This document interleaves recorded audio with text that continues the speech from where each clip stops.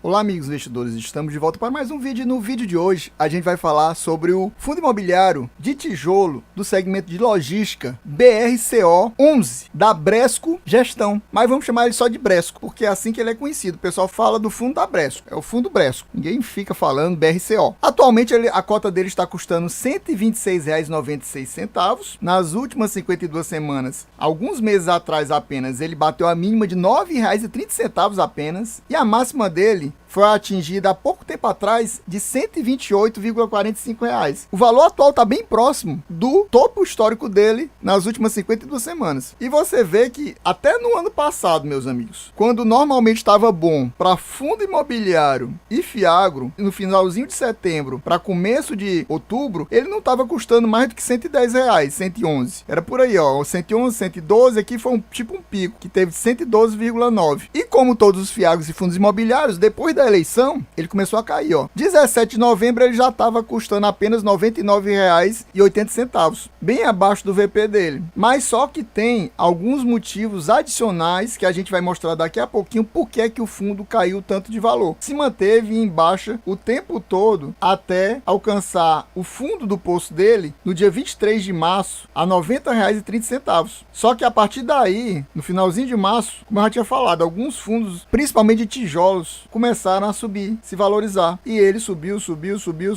até bater a máxima dele, que foi recente, olha aqui, que foi R$ 128,45. Ele subiu da mínima até a máxima 42,25% de valorização, R$ 38,15. Meus amigos, quem comprou nesse valorzinho embaixo aí, 90 e pouco, não vou falar nem 90, mas 90 e pouco, tá fazendo a festa, né? O yield on cost dele tá altíssimo no momento. E ele perdeu um pouco de valor, mas nem tanto, e agora ele tá custando próximo dessa máxima dele, como eu falei. O yield dele tá 7,28, o que é baixo para fundo de tijolo. Por que você diz isso, Adriano? Porque 7,28 é pouco mesmo, pessoal. Que o mínimo que eu gosto de ter é pelo menos 8,5 a 9 em fundo de tijolos. E vários deles estão dando esse rendimento entre 8,5 e 9. E ele tá apenas 7,28, mas tem muita gente que não tá nem aí. Diga-se passagem, o Bresco, quando eu tava acompanhando esse negócio de carteiras que estavam indicando fundo imobiliário, a maioria, quando citava logística, era o Bresco. Às vezes era o Bresco e o HGLG. Quando não era HGLG, era o Bresco. Bresco, HGLG. Só esses dois que o pessoal citava. Alguns, uma vez ou outra, citava o XPLG ou o BTLG. Mas a maioria das vezes era Bresco e HGLG. Até em entrevista de podcast. Aí o cara perguntava assim pro outro: se você for citar só um fundo de logística, qual que você cita? Aí o cara, Bresco. E olha que na época ele tava com dividend yield horrível. Tão ruim quanto o de agora. Agora, poderia até estar pior, mas não está. A gente vai trazer números para vocês agorinha, lá do Investidor 10, para vocês terem noção das coisas. Por isso, você até vê que nos últimos 12 meses ele teve uma valorização. Isso aqui considera um ano atrás. Ou seja, que ele não estava nas baixas dele, nesse período aqui. Por isso, mesmo assim, ele está numa valorização de 16% em relação a essa época aqui. Indo para o Investidor 10, se comparado aos pares dele, ou seja, fundo de tijolo do segmento de logística, o Bresco está na primeira posição de menor dividend yield. Ou seja, ele é o que tem o pior dividend yield no final das contas. O maior, por exemplo, é o BPRP. Se eu colocar aqui do maior dividend yield para o menor, ele aparece exatamente na última posição. É o pior dividend yield no momento desses fundos de tijolo segmento de logística. A gente vê em relação ao P sobre VP, indo do menor para o maior, o Bresco é o segundo mais caro, só perde para o ALZR, ou seja, novamente um número ruim. Pior dividend yield e penúltimo pior P sobre VP, um dos mais caros desse segmento de logística. Mas aqui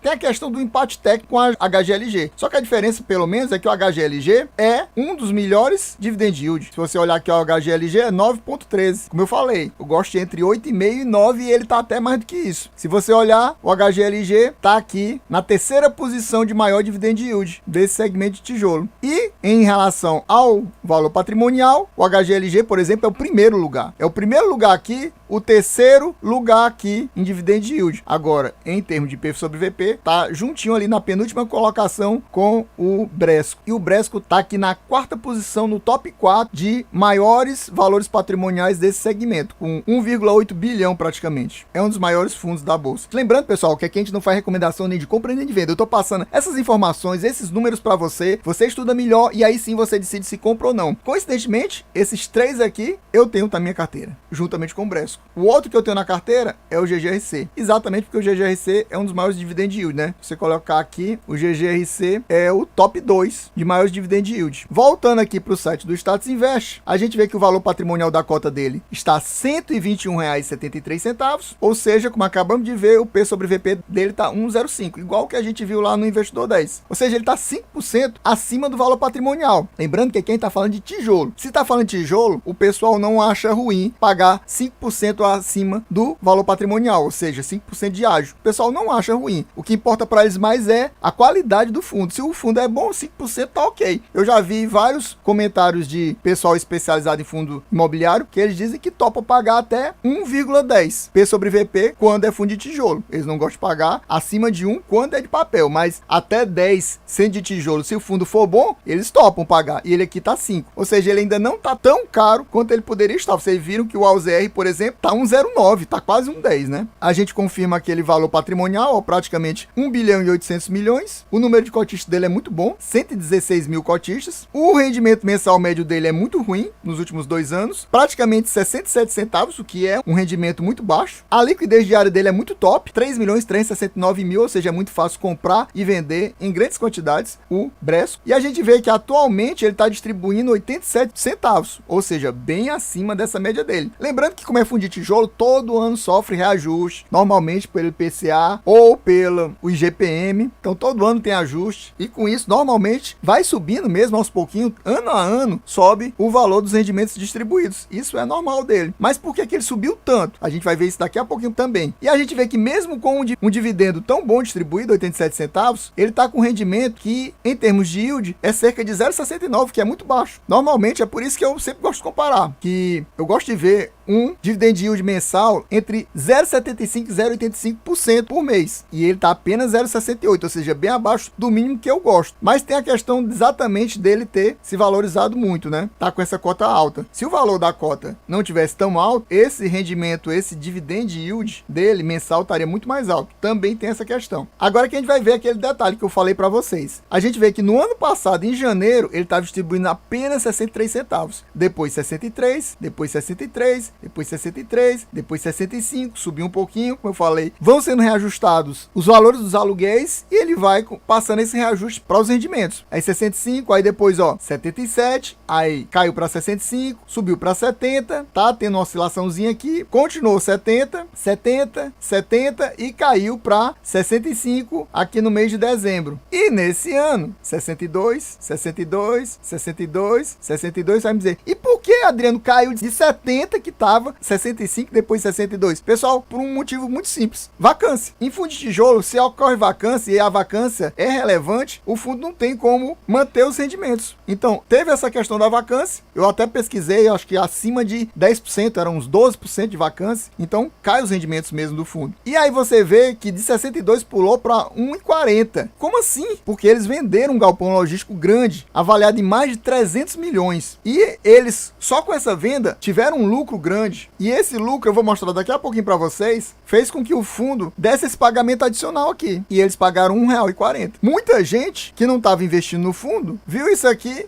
vou comprar a cota desse fundo. Porque já estava sabendo, já tinha essa notícia, as cotas se valorizaram mais ainda e dispararam. E depois, quando ele passou esse rendimento aqui adicional extraordinário, do ganho de capital apenas, diga-se passagem, não foi do valor da venda em si, o fundo vendeu parcelado em não sei quantas parcelas e ele está distribuindo o lucro de cada uma dessas parcelas mensalmente. Por isso que o gain desse do fundo subiu. Ele passou de 65, para 87. Ou seja, ele está distribuindo 87, 87, 87. Então a gente vai ver agora o relatório do mês de agosto, que se refere aos pagamentos feitos agora no mês de setembro. E meu amigo, se você gosta de fundo imobiliário e quer ajudar o canal, fica a dica aí. Amigo, você quer me ajudar a acelerar o pagamento do YouTube para eu conseguir pagar aqueles conteúdos pagos que eu sempre falo para você? Então você vem aqui abaixo do vídeo, clica no valeu, vai abrir essa janelinha, você doa a partir de R$2. E aí no próximo vídeo eu te agradeço pela doação. E se você doar a partir de R$20, você coloca aqui no comentário o ticket que você deseja e eu vou analisar para você no próximo vídeo, seja ele de fundo imobiliário, Fiagro ou ação. Muito obrigado, valeu! Olha aqui, para concluir esse assunto do desinvestimento, ou seja, da venda do Bresco São Paulo, que era um galpão muito top do fundo, no valor de 325 milhões, ele recebeu 55 milhões, Foi daqui que ele deu aquele rendimento extraordinário e pagou naquele mês, se eu não me engano, de maio. 270 milhões ele vai receber parcelado em 4 anos, 48 meses. E mais 5 milhões e 625 ele vai receber a partir de julho de 2023, corrigido pelo CDI. Aí ele fala aqui, ó, em decorrência da parcela do valor da venda recebida, o fundo anuncia a distribuição de rendimentos extraordinário no valor de 9 milhões e 162 mil, o que deu um rendimento acima do normal de 62 centavos, naquele mês que deu 1,40. Ou seja, naquele mês já ia aumentar os rendimentos. E aí colocaram mais 62 centavos, que deu aquele 1,40. Agora, partindo aqui para o relatório do mês de agosto, que se refere exatamente aos pagamentos feitos no mês de setembro. Esse texto aqui eu não vou ler, pessoal, porque ele sempre cita isso aqui, é um Ctrl+C, Ctrl+V dos relatórios anteriores. Eu já fiz vídeo do Bresco, vou colocar daqui a pouco um cardzinho no topo para você dar uma olhada, se você quiser comparar alguns meses atrás e agora como é que tá. Na época que eu fiz vídeo, o fundo tava com esse rendimento bem baixo, de 62 centavos, se eu não me engano, e tava bem feio a coisa para ele, né? Mas o pessoal, como eu falei, eles gostam muito do fundo, tem muito investidor que gosta do fundo e tem muito analista de fundo imobiliário que gosta do fundo. Então, mesmo com toda essa zica, e na época o fundo tava bem descontado, então até foi um dos vídeos de fundo de tijolo logístico mais assistido do canal. Por isso que eu tô trazendo ele de volta agora nesse mês de setembro, com esse relatório que é quentíssimo, viu, pessoal? Esse relatório tem mais ou menos uma semana. Eu vamos focar aqui só na DRE do mês de agosto, lembrando que, olha aqui, ele usa o critério de caixa, não é o de competência, como alguns fundos usam. Aqui mostra total das receitas do fundo, 19 milhões e 30 mil, que veio de 18 milhões 345 mil de receita imobiliária, 685 mil de receita financeira. Aqui basicamente são os aluguéis. Total de despesas,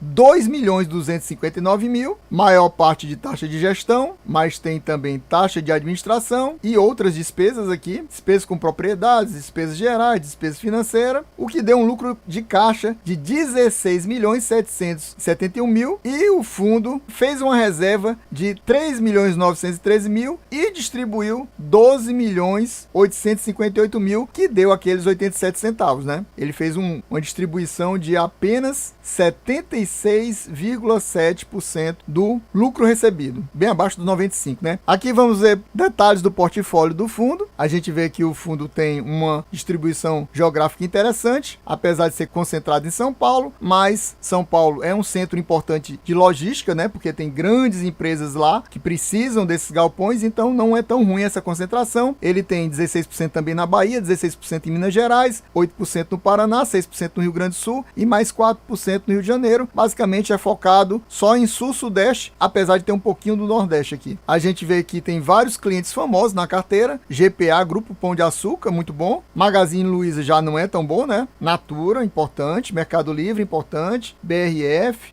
para quem não sabe, dona das marcas Perdigão e Sadia. Como aqui a nossa querida, do nome complicado que eu não sei pronunciar, alguma coisa, Wispun. Essa aqui é dona das marcas Brastemp e Consul, para quem não sabe. Então também é uma marca super importante no Brasil, mas muita gente não conhece por causa desse nome esquisito dela. A pessoa conhece Consul, conhece Brastemp, mas não conhece quem fabrica. A fábrica é essa aqui. Carrefour, também outra do varejo muito importante. E Americanas, que não é muito bom, né? Duas empresas aqui que não estão numa situação muito boa. Esperemos que não dê problema tão cedo, para não deixar galpão logístico vago. A gente vê que a receita anualizada do fundo é 132 milhões, uma receita bem boa. E atualmente o fundo está com 0% de vacância física. Tem só um pouquinho de vacância financeira, mas quase nada, 0,2%. A vacância financeira, pessoal, é, por exemplo, uma empresa que está tendo um período de carência. E naquele período de carência ela não está pagando. Está usando o galpão, mas sem pagar. Por isso que dá essas vacâncias financeiras aqui, mas muito baixa, né? Quase que desprezível, 0,2%. Aqui a gente vê os tipos de contrato, a maioria é típico. 2/3 do fundo é contratos típicos, esse contrato mais fácil de negociar, enquanto 34%, 1/3 do fundo é contratos atípicos, aqueles que dão as multas mais pesadas. A gente vê que a maioria dos reajustes são feitos pelo IPCA, o que faz mais sentido, porque o IGPM hoje em dia não é um indexador muito bom, 5%. Uma coisa que eu não gostei nesse relatório é que ele não faz aquela listinha, o nome dos galpões, colocando do lado qual é o valor do patrimônio líquido atrelado àquele galpão, o valor do galpão, isso aqui em tabela que eu falo. Eu acho que deveria ter isso. Valor do caixa também, e eu não vi isso. Não gosto muito dessa ideia deles. Eles eram para colocar. Normalmente normalmente a maioria dos fundos coloca, né? E aqui a questão dos fatos relevantes que eu falei para vocês. Rescisão antecipada com o fundo Carrefour também, no Bresco Contagem. Ele resolveu rescindir antecipadamente, um contrato que foi celebrado faz muito tempo, né? Dezembro de 2013, 10 anos atrás praticamente. Essa alocação equivale a 4 centavos por cota apenas, relativamente pouco, mas faz uma diferençazinha, né? 4 centavos a menos, mas ele vai pagar aqui 6 meses de aviso prévio, ou seja, 6 meses que o fundo ainda vai receber os aluguéis e ainda vai ter uma indenização de 6 vezes o valor do aluguel vigente, reajustado pelo IGPM, e ainda vai ter uma indenização do pagamento de um desconto concedido pelo fundo. Como a área desse galpão é de 20.161 metros quadrados, essa rescisão vai causar uma vacância de cerca de 7% no fundo, né? Vai ficar ocupado 93%, vai ficar praticamente 7% vago. Mesmo assim, ele diz assim, essa rescisão antecipada não deverá impactar o guidance do fundo. Mas esse guidance aqui normalmente é semestral, ou seja, ele está dizendo que não vai impactar o guidance do fundo até o final do ano. É esse detalhe também. Até o final do ano não faz nem sentido, porque eles vão continuar pagando aviso prévio, esses 6 meses de aviso prévio, então não tem motivo para ter problema. E eles ainda vão pagar mais 6 meses de aluguel reajustado como indenização, ainda mais desconto concedido. Ou seja, basicamente até o meio do ano que vem, o fundo é para estar tranquilo em relação a esse guidance atual. Pode até subir, né? Isso aqui eu acho que não preocupa nesse um ano aqui, digamos. E agora, pessoal, eu queria que você dissesse aqui nos comentários se você possui o Bresco, se você tá pensando em comprar e colocar o Bresco na carteira, qual outro fundo de tijolo desse segmento aqui de logística você possui na carteira? Coloque aqui nos comentários. A gente vai ficando por aqui, espero que vocês tenham gostado. Quem gostou já sabe. Se não for inscrito, inscreva agora, deixa aquele likezão, ativa o sininho. É isso aí, valeu, até a próxima e fui!